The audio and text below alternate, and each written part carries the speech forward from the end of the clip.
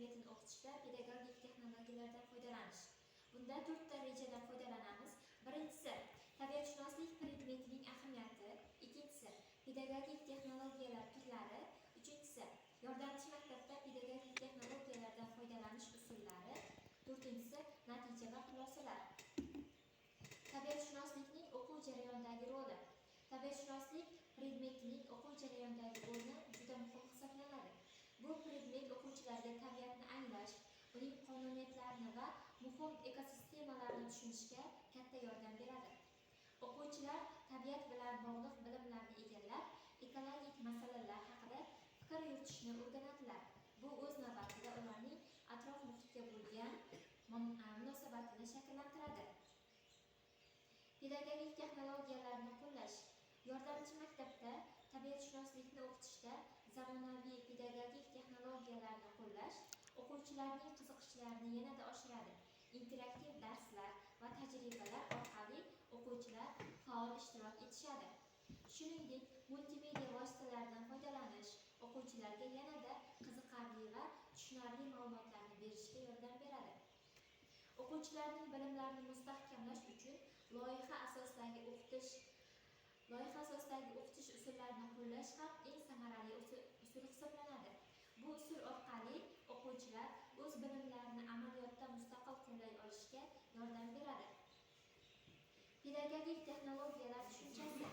Pedagogik texnologiyalar ta'lim jarayonini samarali boshqarish va rivojlantirish uchun zarur vositalar hisoblanadi. Yordamchi maktabda tabiatshunoslik predmetini o'qitishda bu texnologiyalar o'quvchilarning bilimlarini mustahkamlashga, qiziqishini oshirishga va ta'lim jarayonini interaktiv shakllantirishga yordam beradi. Ular o'qituvchilarga o'quvchilarning individual xususiyatlarini hisobga olib, ta'limni moslashtirish imkonini yaratadi. Pedagogik texnologiya turlari. Pedagogik texnologiyalar bir nechta turga bo'linadi. Ularning har biri o'quv jarayonida turli yondashuvlar va metodlarni taklif etadi.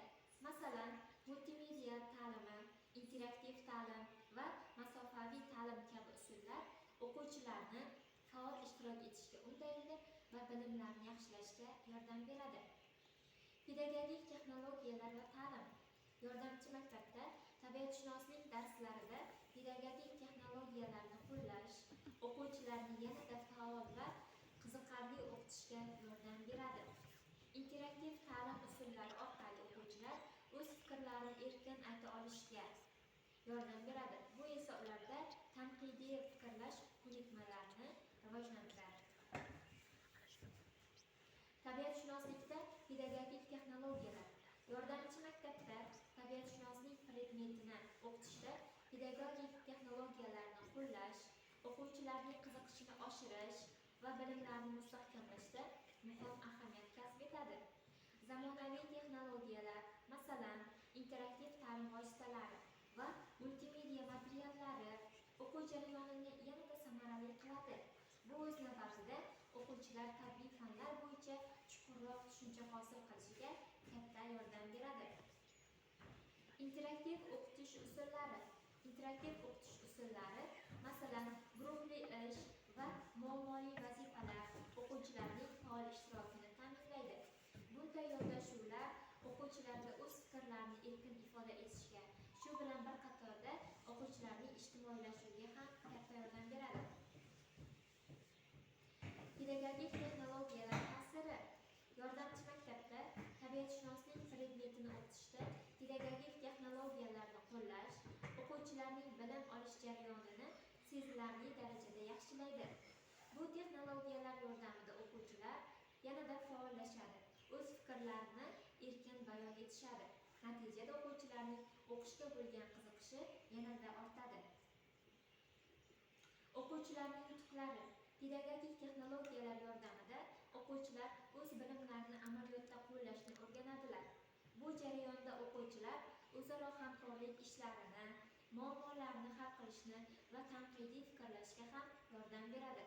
Shuningdek, o'qituvchilar o'quvchilarning individual ehtiyojlariga mos ravishda darslarni tashkil etishi kerak bo'ladi.